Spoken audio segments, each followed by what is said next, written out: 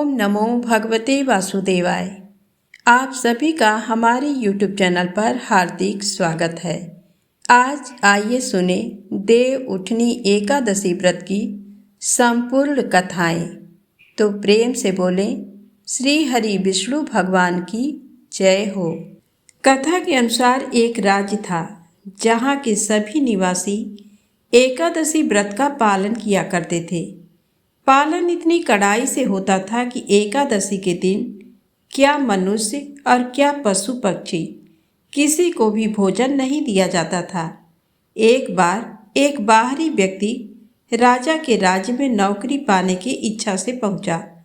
तब राजा ने नौकरी देने का वचन तो दिया, लेकिन एक शर्त के साथ। शर्त ये थी कि महीने में जो 2 बार एकादशी आती है उन दोनों दिन उसे भोजन नहीं मिलेगा। नौकरी के चलते व्यक्ति ने राजा की बात मान ली। जब अगले महीने एकादशी आई तो राजा के कथन अनुसार उस व्यक्ति को अन्न नहीं मिला।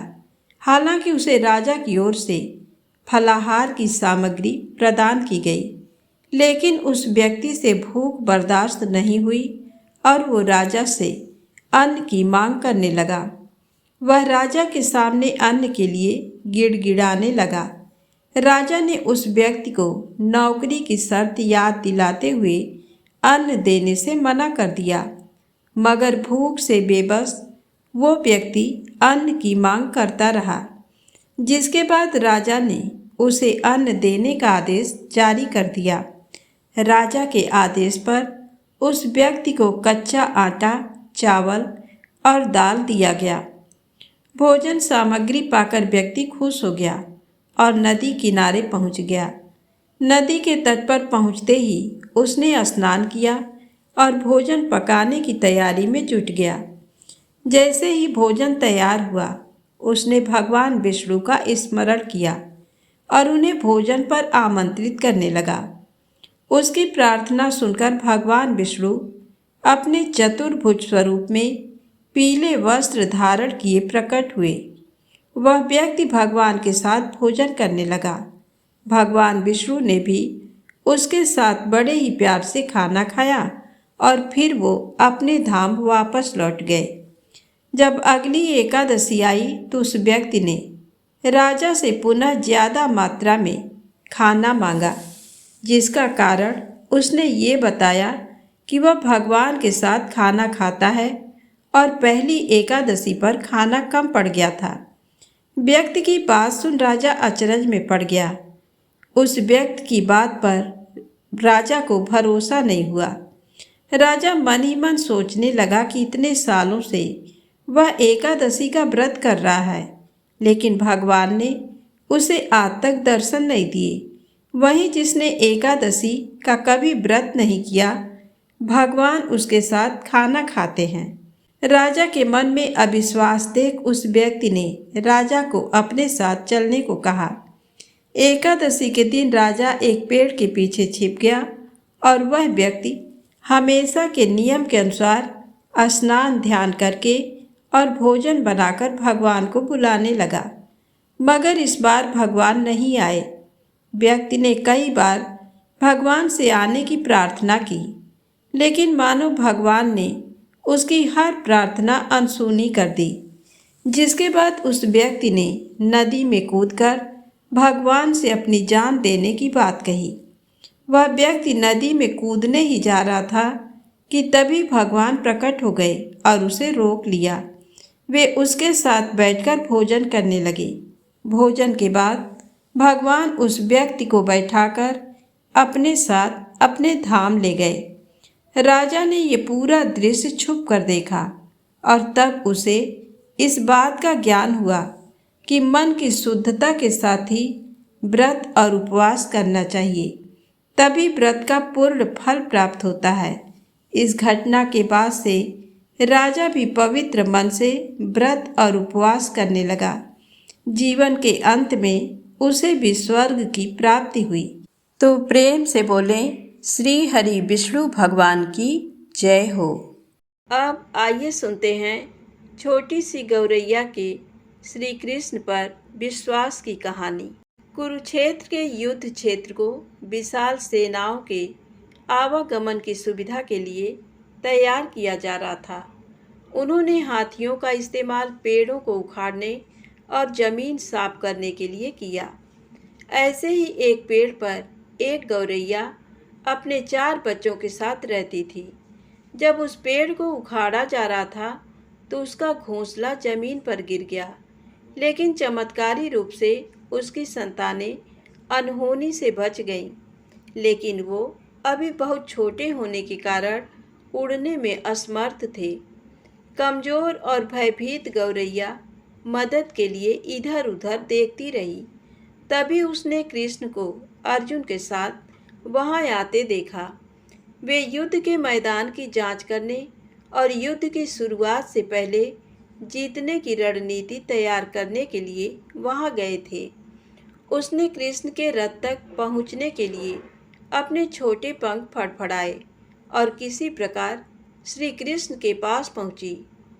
हे कृष्ण, कृपया मेरे बच्चों को बचाएं, क्योंकि लड़ाई शुरू होने पर कल उन्हें कुचल दिया जाएगा। सर्वव्यापी भगवान बोले, मैं तुम्हारी बात सुन रहा हूँ, लेकिन मैं प्रकृति के कानून में हस्तक्षेप नहीं कर सकता। गौरैया ने कहा, हे भगवान, मैं जानती हूँ कि आप मेरे उद्धारकर्ता हैं।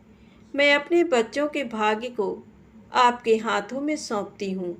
अब ये आपके ऊपर है कि आप उन्हें मारते हैं या उन्हें बचाते हैं। काल चक्र पर किसी का बस नहीं है। श्री कृष्ण ने एक साधारण व्यक्ति की तरह उससे बात की, जिसका आशय था कि वहाँ ऐसा कुछ भी नहीं था जिसके बारे में वो कुछ भी कर सकते थे। गौरैया ने विश्वास और श्रद्धा के साथ कहा, प्रभु, आप कैसे और क्या करते हैं वो मैं नहीं जान सकती। आप स्वयं काल के नियंता हैं, ये मुझे पता है। मैं सारी स्थिति एवं परिस्थिति एवं स्वयं को परिवार सहित आपको समर्पण करती हूँ। भगवान बोले, अपने घोंसले में 3 सप्ताह के लिए भोजन का संग्रह करो। गौरैया और श्री कृष्ण के संवाद से अनभिज्ञ अर्जुन गौरैया को दूर भगाने की कोशिश करते हैं। गौरैया ने अपने पंखों को कुछ मिनटों के लिए फुलाया और फिर अपने घोंसले में वापस चली गई। 2 दिन बाद शंख के उद्घोष से युद्ध शुरू होने की घोषणा की गई। कृष्ण ने अर्जुन से कहा कि अपने धनुष और बाण मुझे दो। अर्जुन चौंका, क्योंकि कृष्ण ने युद्ध में कोई भी हथियार नहीं उठाने की शपथ ली थी। इसके अतिरिक्त अर्जुन का मानना था कि वह ही सबसे अच्छा धनुर्धर है। मुझे आज्ञा दें भगवान, अर्जुन ने दृढ़ विश्वास के साथ कहा। मेरे तीरों के लिए कुछ भी अभेद्य नहीं है। चुपचाप अर्जुन से धनुष लेकर कृष्ण ने एक हाथी को निशाना बनाया, लेकिन हाथी को मार के नीचे गिराने के बजाय तीर हाथी के गले की घंटी में जा टकराया और एक चिंगारी सी उड़ गई। अर्जुन ये देखकर अपनी हंसी नहीं रोक पाए कि कृष्ण एक आसान सा निशाना चूक गए। अर्जुन ने कहा, क्या मैं प्रयास करूं? उनकी प्रतिक्रिया को नज़रअंदाज करते हुए कृष्ण ने उन्हें धनुष वापस दिया और कहा कि कोई और कार्रवाई आवश्यक नहीं है। अर्जुन ने कहा, लेकिन केशव, आपने हाथी को क्यों तीर मारा? तब कृष्ण ने कहा, क्योंकि इस हाथी ने उस गौरैया के आश्रय उसके घोंसले को, जो कि एक पेड़ पर था, उसको गिरा दिया था। अर्जुन ने पूछा, कौन सी गौरैया? इसके अतिरिक्त हाथी तो अभी स्वस्थ और जीवित है, केवल घंटी ही टूटकर गिरी है। अर्जुन के सवालों को खारिज करते हुए कृष्ण ने उसे शंख फूंकने का निर्देश दिया। युद्ध शुरू हुआ। अगले 18 दिनों में कई जानें चली गईं। अंत में पांडवों की जीत हुई। एक बार फिर कृष्ण अर्जुन को अपने साथ सुदूर क्षेत्र में भ्रमण करने के लिए ले गए। कई सौ अभी भी वहाँ हैं जो उनके अंतिम संस्कार का इंतजार कर रहे हैं। जंग का मैदान गंभीर अंगों और सिर बेजान सीढ़ियों और हाथियों से अटा पड़ा था। कृष्ण एक निश्चित स्थान पर रुके और एक घंटी जो कि हाथी पर बांधी जाती थी उसे देखकर विचार करने लगे। श्री कृष्ण ने कहा, अर्जुन, क्या मेरे लिए आप ये घंटी उठाएंगे और इसे एक तरफ रख देंगे? निर्देश बिल्कुल सरल था, परंतु अर्जुन के समझ में नहीं आया। आखिरकार विशाल मैदान में जहाँ बहुत सी अन्य चीज़ों को साफ करने की जरूरत थी, कृष्ण उसे धातु के एक टुकड़े को रास्ते से हटाने के लिए क्यों कहेंगे? उसने प्रश्नवाचक दृष्टि से उनकी ओर देखा। हाँ, ये घंटी, भगवान कृष्ण ने फिर से दोहराया, ये वही घंटी है जो हाथी की गर्दन पर पड़ी थी, जिस पर मैंने तीर मारा था। अर्जुन बिना किसी और सवाल के भारी घंटी उठाने के लिए नीचे झुका। जैसे ही उन्होंने इसे उठाया, उसकी हमेशा के लिए जैसे दुनिया बदल गई। 1, 2, 3, 4 और 5, 4 युवा पक्षियों और उसके बाद एक गौरैया उस घंटी के नीचे से निकले। बाहर निकल के माँ और छोटे पक्षी कृष्ण के इर्द गिर्द मंडराने लगे एवं बड़े आनंद से उनकी परिक्रमा करने लगे। 18 दिन पहले काटी गई एक घंटी ने पूरे परिवार की रक्षा की थी। अर्जुन ने कहा, हे कृष्ण, मुझे क्षमा करें। आपको मानव शरीर में देखकर और सामान्य मनुष्यों की तरह व्यवहार करते हुए मैं भूल गया था कि आप वास्तव में कौन हैं। तो प्रेम से बोले, विष्णु भगवान की जय हो। अब आइए सुने माता लक्ष्मी की कहानी। लक्ष्मी माता और विष्णु भगवान ने ली अपने भक्तों की परीक्षा। एक बार विष्णु भगवान ने लक्ष्मी जी से कहा कि पृथ्वी वासियों में भक्ति बहुत बढ़ गई है। तब लक्ष्मी जी कहने लगीं कि प्रभु, वो आपको नहीं मुझे पाना चाहते हैं। नारायण भगवान कहने लगे कि लेकिन वो तो नारायण नारायण कहते हैं। लक्ष्मी जी कहने लगीं कि अगर आपको विश्वास नहीं हो तो उनकी परीक्षा ले लो। भगवान नारायण एक संत का रूप धारण करके एक नगर के सेठ के पास पहुँचे और उनसे कहने लगे कि मैं कथा सत्संग करना चाहता हूँ। सेठ ने उनके रहने, खाने, पीने और कथा करने का पूरा प्रबंध कर दिया। पहले दिन थोड़े से ही लोग कथा सुनने आए। दूसरे दिन भक्तों की संख्या बढ़ने लगी। संत जी के कथा की प्रसिद्धि हुई तो तीसरे दिन बहुत भीड़ हो गई। अब माता लक्ष्मी विचार करने लगीं कि अब मुझे भी चलकर देखना चाहिए। लक्ष्मी जी एक घर के बाहर पहुंची, बुढ़िया का वेश बना लिया तो घर की मालकिन घर को ताला लगाकर कथा श्रवण करने जा रही थी। लक्ष्मी जी कहने लगीं कि बेटी, मुझे थोड़ा पानी पिला दो।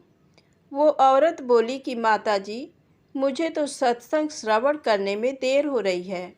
लेकिन फिर भी उसने बेमन से लक्ष्मी माता को एक लोटा जल का पीने को दे दिया।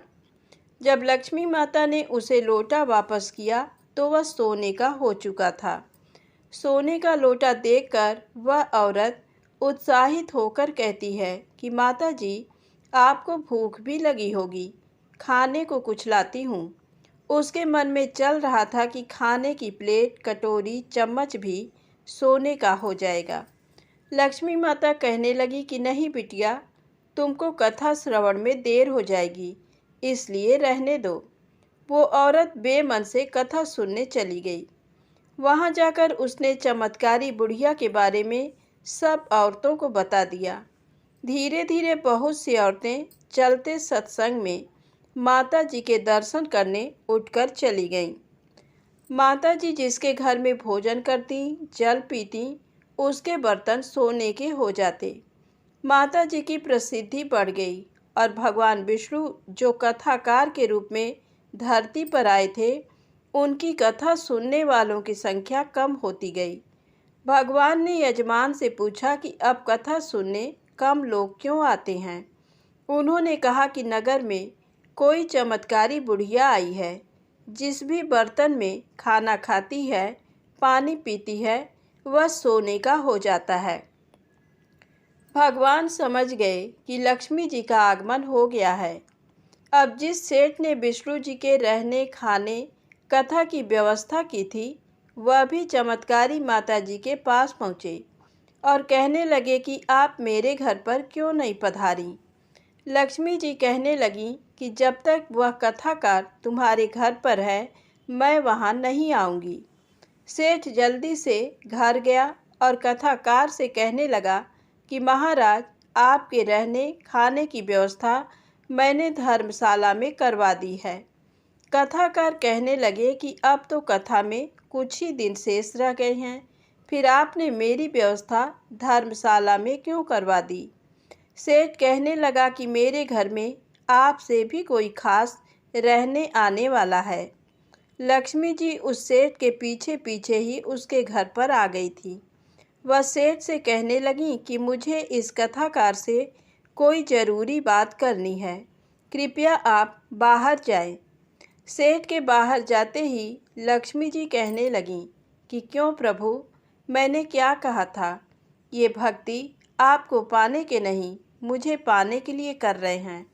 भगवान कहने लगे कि लक्ष्मी, माना तुम उचित कह रही हो, लेकिन तुम यहाँ पर तब आई जब मैं नारायण संत के रूप में यहाँ पधारा, और जहाँ संत कथा करते हैं, धार्मिक अनुष्ठान होते हैं, वहाँ लक्ष्मी स्वतः चली आती हैं।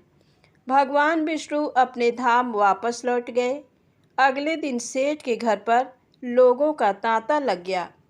हर कोई चाहता था कि चमत्कारी बुढ़िया उसके घर पर आकर भोजन ग्रहण करे, ताकि उनके बर्तन भी सोने के हो जाएं। लेकिन ये क्या, माता जी ने सबको चौंका दिया कि मैं अब वापस जा रही हूँ। सब लोग आश्चर्य से पूछने लगे कि क्या माता जी, हमसे कोई गलती हो गई है। माँ लक्ष्मी कहने लगीं कि मैं वहीं रहती हूँ जहाँ नारायण रहते हैं। आप लोगों ने नारायण को पहले ही भेज दिया। नारायण के बिना अकेले यहाँ कैसे रह सकती हूँ। इतना कहकर लक्ष्मी जी अपने धाम चली गईं। अगर माँ लक्ष्मी की कृपा प्राप्त करनी है तो नारायण की भी भक्ति करें। तो लक्ष्मी जी स्वयं पीछे पीछे आ जाती हैं, क्योंकि लक्ष्मी जी नारायण के साथ ही रहती हैं। तो प्रेम से बोले, लक्ष्मी नारायण की जय हो। अब आइए सुने पुण्य फल देने वाली माता लक्ष्मी की दूसरी कहानी। एक दिन लक्ष्मी जी की बड़ी बहन ज्येष्ठा ने उनसे कहा, बहुत दिनों से एक बात मेरे मस्तिष्क में कौंध रही है, सोचती हूँ कि तुमसे पूछूं या नहीं। ऐसी क्या बात है बहन, मन में जो कुछ भी है निसंकोच पूछो।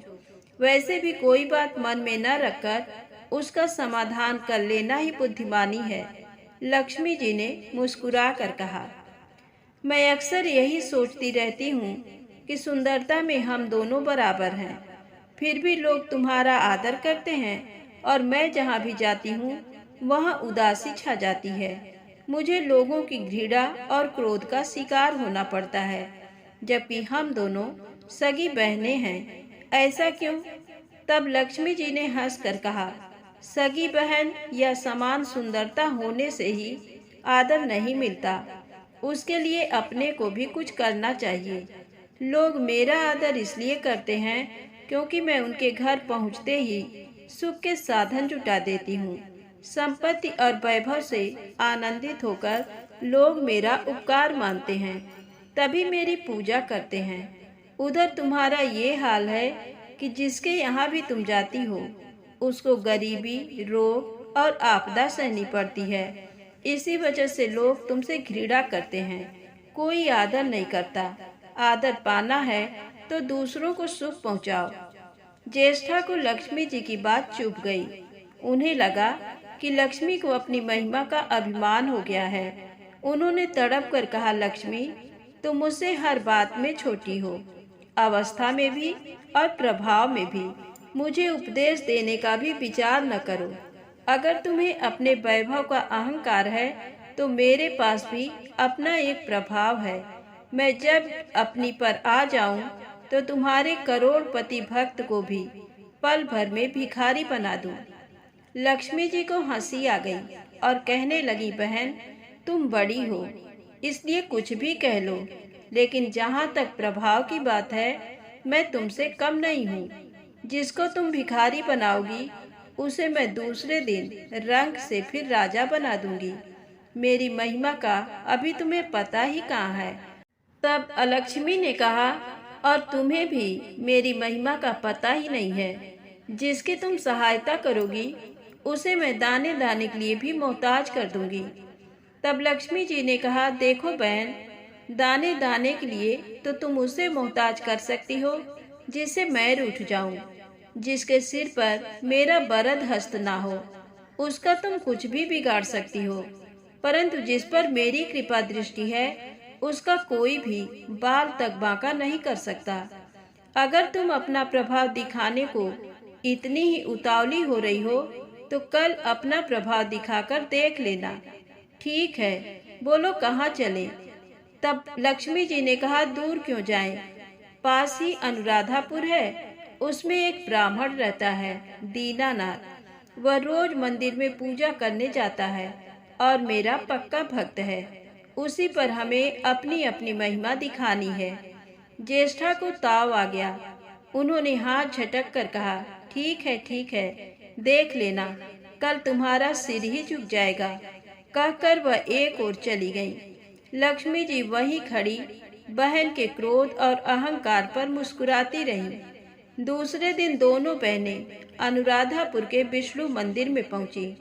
उन्होंने बेश बदल रखा था। साधारण स्त्रियों की तरह वे दोनों मंदिर के द्वार पर बैठ गईं। लोगों ने ध्यान देने वाली कोई खास बात थी भी नहीं। वह मंदिर था और वहां हर रोज दीन दुखी आते जाते रहते थे। वहां आने वाले सभी किसी न किसी परेशानी में घिरे रहते थे।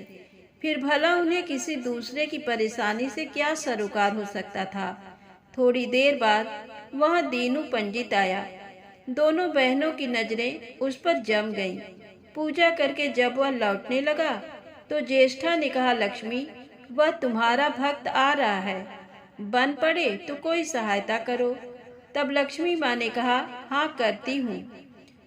तब लक्ष्मी जी ने कहा, एक पोला बांस दीनू के रास्ते में रख दिया जिसमें मोहरें भरी हुई थी। ज्येष्ठा ने बांस को छूकर कहा, अब तुम मेरा प्रभाव भी देख लेना। पूजा करके लौट रहे दीनू ने रास्ते में पड़ा हुआ वह बांस का टुकड़ा उठा लिया। उसका विचार था कि वह किसी काम आ जाएगा। घर में 100 जरूरतें होती हैं। अभी वह पंडित कुछ ही आगे बढ़ा था कि उसे एक लड़का मिला। लड़के ने पहले पंडित जी से राम राम की, फिर बड़ी ही नम्रता से बोला, पंडित जी, मुझे अपनी चारपाई के लिए बिल्कुल ऐसा ही बांस चाहिए। दादाजी ने ये कहकर भेजा है कि जाओ बाजार से ले आओ। ऐसा बांस पंडित जी कहाँ मिलेगा? दीनू ने कहा, मैंने मोल नहीं लिया, रास्ते में पड़ा था सो उठा लाया। लो, तुम्हें जरूरत है तो तुम ही रख लो, वैसे बाजार में 1 रुपए से कम का नहीं है। लड़के ने चवन्नी देते हुए कहा, मगर मेरे पास तो ये चवन्नी ही है। पंडित जी, अभी तो आप इसे ही रखिए, बाकी 12 आने शाम को दे जाऊंगा। पंडित जी खुश थे कि बिना किसी हील हुज्जत के रुपया कमा लिया।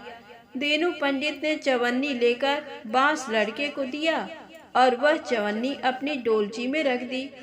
मंदिर के पास खड़ी दोनों देवियां ये सारी लीला देख रही थीं। ज्येष्ठा ने कहा, लक्ष्मी, देखा तुमने, तुम्हारी इतनी सारी मोहरें मात्र एक चवन्नी में बिक गई। और अभी क्या, ये चवन्नी भी तुम्हारे भक्त के पास नहीं रुकेगी। चलो उसके पीछे चलते हैं और देखते हैं कि क्या होता है। दोनों बहनें दीनू के पीछे पीछे चलने लगी। एक तालाब के पास दीनू ने डोलची रख दी और कमल के फूल तोड़ने लगा। उसी बीच एक चरवाहे का लड़का आया और डोलची में रखी हुई चवन्नी लेकर भाग गया। दीनू को पता ही नहीं चला। फूल तोड़कर वह अपने घर चलने लगा। इतने में वही लड़का आता हुआ दिखाई दिया जिसने चवन्नी देकर उससे बांस ले लिया था। करीब आकर वह बोला, पंडित जी, ये बांस तो बहुत वजनी है। दादाजी ने कहा है कि कोई हल्का बांस चाहिए, इसकी चारपाई ठीक न होगी। ये लीजिए, आप अपना बांस वापस ले लीजिए। कहकर उसने बांस पंडित जी के हवाले कर दिया। दीनू ने बांस ले लिया, लेकिन चवन्नी तो डोलची में थी ही नहीं। तब उसने कहा, बेटा चवन्नी तो कहीं गिर गई, तुम मेरे साथ घर चलो, वहाँ दूसरी दे दूंगा। इस समय मेरे पास एक भी पैसा नहीं है। तब आप जाइए, मैं शाम को आकर घर से ले लूंगा। ये कहकर लड़का अपनी राह लौट गया। बांस फिर से पंडित जी के ही पास आ गया और लक्ष्मी जी हौले से मुस्कुराई। उनको इस प्रकार मुस्कुराते देखकर ज्येष्ठा मन ही मन में जल उठी। वह बोली, अभी तो खेल शुरू ही हुआ है, देखती चलो कि मैं इसे कैसे तिगनी का नाच नचाती हूँ। दीनू बेचारा इन सब बातों से बेखबर अपनी ही धुन में आगे बढ़ा चला जा रहा था। उसे क्या पता था कि वह शतरंज का मोहरा बना हुआ है। वह तो धूप छांव की भांति दोनों बहनों का प्रभाव सहता चुपचाप चला जा रहा था। आगे चलकर गांव का एक अहीर मिला।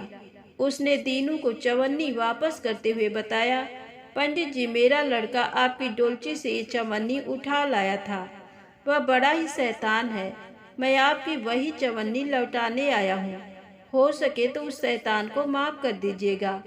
दीनू ने आशीर्वाद देकर चवन्नी ले ली और प्रसन्न मन से उस लड़के को पुकारने लगा, जो शाम को घर आकर चवन्नी लेने की बात कहकर लौटा जा रहा था। आवाज सुनकर लड़का लौट आया। अपनी चवन्नी वापस पाकर वह भी प्रसन्न हो गया। दीनू पंडित निश्चिंत मन से घर की ओर बढ़ने लगा। उसके एक हाथ में पूजा की डोलची थी और दूसरे में वही 5 हाथ का लंबा बांस। राह चलते दीनू पंडित सोच रहा था, बांस तो काफी वजनी है तो मजबूत भी होगा, क्योंकि ठोस है। इसे दरवाजे के छप्पर में लगा दूंगा, कई साल के लिए बिल्ली से छुटकारा मिल जाएगा। ज्येष्ठा को उसके विचार पर क्रोध आ गया। लक्ष्मी जी के प्रभाव से दीनू को लाभ होता देख वह मन ही मन बुरी तरह जली जा रही थी। जब उन्होंने देखा कि पंडित का घर करीब आ गया है, तो कोई उपाय न पाकर उन्होंने दीनू को मार डालने का विचार किया। उन्होंने कहा, लक्ष्मी, धन संपत्ति तो मैं छीन ही लेती हूँ, अब तुम्हारे भक्त के प्राण भी ले लूंगी। देखो वह किस तरह तड़प तड़प कर मरता है। और वह तुरंत सांप बनकर दीनू की ओर दौड़ पड़ी। लक्ष्मी जी को तनिक भी घबराहट नहीं हुई। वह उसी तरह खड़ी मुस्कुराती रही। सहसा दीनू चौंक पड़ा। एक भयानक सांप फन उठाए उसकी ओर झपट रहा था। प्राण तो सभी को प्रिय होते हैं, उपाय रहते कोई अपने को संकट में नहीं पड़ने देता। दीनू ने पगडंडी वाला रास्ता छोड़ दिया और एक ओर को भागने लगा, लेकिन सांप बनी ज्येष्ठा उसे भला कहाँ छोड़ने वाली थी। वह तो उस गरीब के प्राणों की प्यासी हो चुकी थी।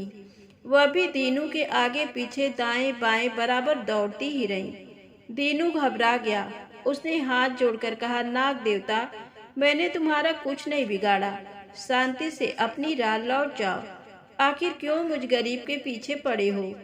व्यर्थ में किसी ब्राह्मण को सताना अच्छी बात नहीं है। लेकिन वह नाग तो ज्येष्ठा का रूप था, जो दीनू को किसी भी तरह डसना चाहता था। प्रार्थना पर कुछ भी ध्यान न देकर वह सांप एक बारगी फुफकारता हुआ झपट पड़ा। जब दीनू ने देख लिया कि बिना संघर्ष किए अब जान नहीं बचेगी, तो उसने प्राण रक्षा के लिए भरपूर जोर लगाकर वही बांस सांप के ऊपर दे मारा।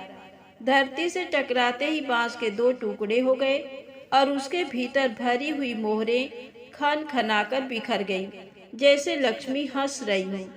दीनू के मुंह से हैरतपूर्ण चीख सी निकल गई। अरे! थोड़ी देर के लिए वह ठगा सा खड़ा आंखें फाड़े उन मोहरों की ओर देखता रहा।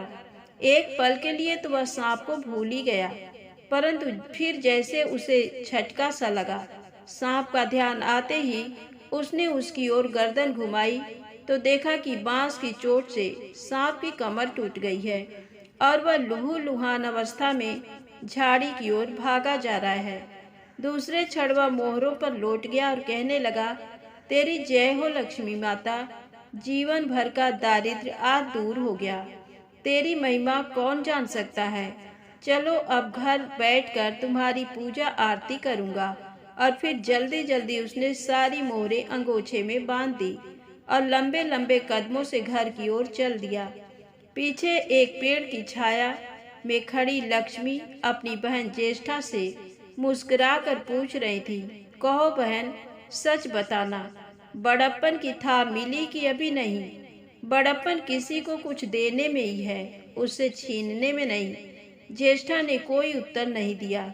वह चुपचाप उदास खड़ी रही। लक्ष्मी जी ने उनका हाथ पकड़कर कहा, फिर भी हम दोनों बहनें हैं, जहाँ रहेंगी साथ ही रहेंगी। आओ अब चलें। तो प्रेम से बोलें, लक्ष्मी माता की जय हो।